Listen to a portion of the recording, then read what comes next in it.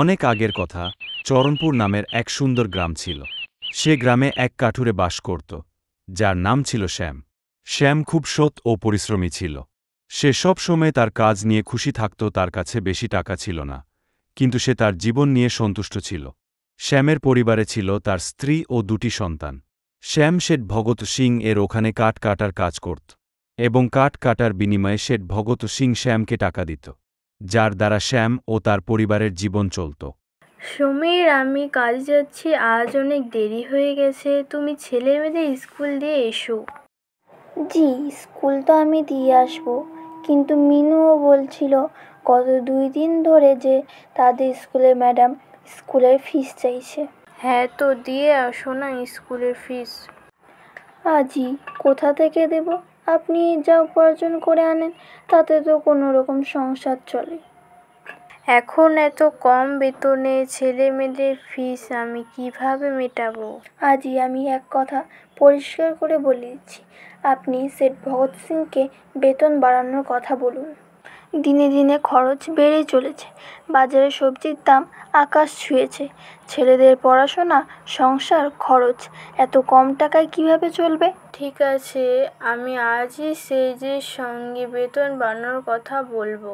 এই বলে শ্যাম কাজে চলে যায়। আজ তো বেতনের দিন, দেখো এখন শেঠ ভগৎ সিং আবার কোনো অজুহাত দেবে।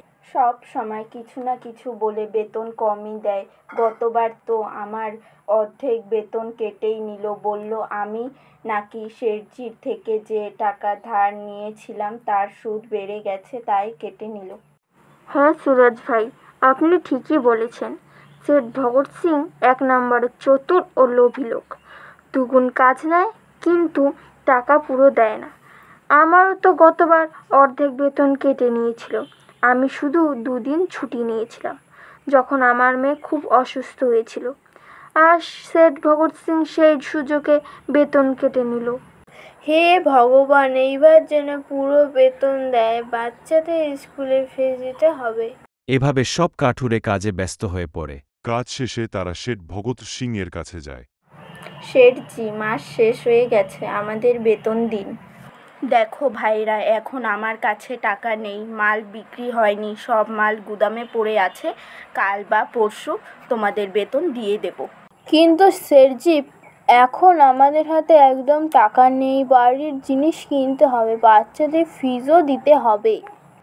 আরে 2 দিন অপেক্ষা করো, এখন আমার হাতে টাকা নেই। সব কাঠুরে মন খারাপ করে বাড়ি ফিরে যায়। আজই কি হলো, কত বেতন পেলেন? সুমির এখনো বেতন পায়নি। শেঠজি বলেছেন 1-2 দিনে দেবেন। বেতন মেলেননি?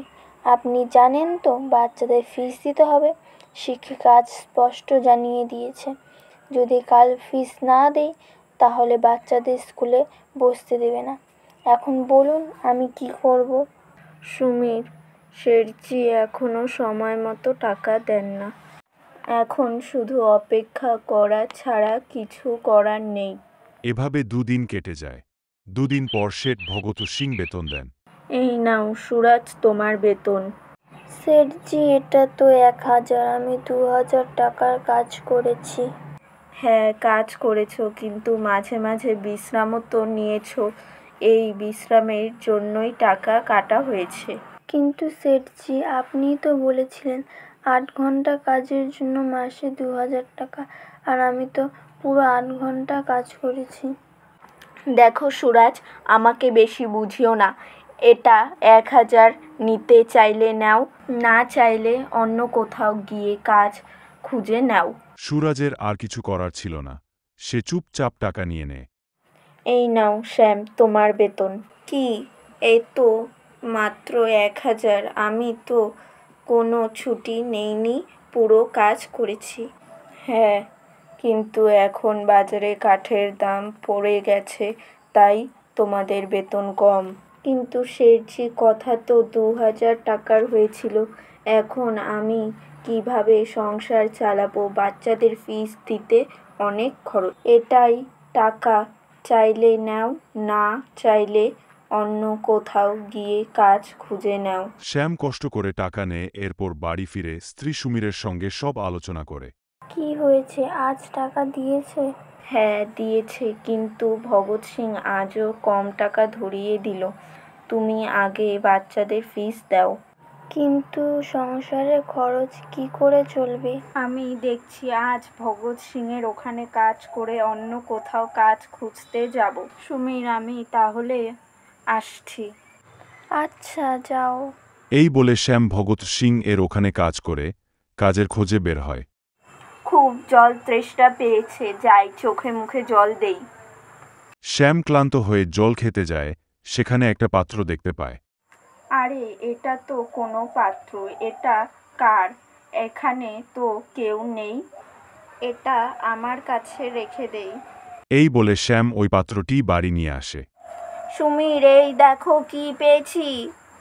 কি? এটা তো একটা পাত্র, কোথায় পেলে? নদীর পাশে পড়েছিল, ভাবলাম নিয়ে আসি, কাজে লাগবে। এটা তো খুবই সুন্দর, এটাতে আমি এই আপেলটা রেখে দিই। যেই আপেলটা ওই পাত্রে রাখে, একটা থেকে অনেকগুলো আপেল হয়ে যায়। এই দেখে শ্যাম অবাক হয়ে যায়। একটা আপেল থেকে এতগুলো আপেল হয়ে গেল। তাই তো দেখছি, এই আপেলগুলো বাজারে বিক্রি করলে কেমন হয়? তাহলে তোমাকে আর সেঠ ভগৎ সিংয়ের কাছে যেতে হবে না। শ্যাম গ্রামে ঘুরে আপেল বিক্রি করে, তাতে তাদের সংসার চলে যায়, তাদের আর অভাব থাকে না।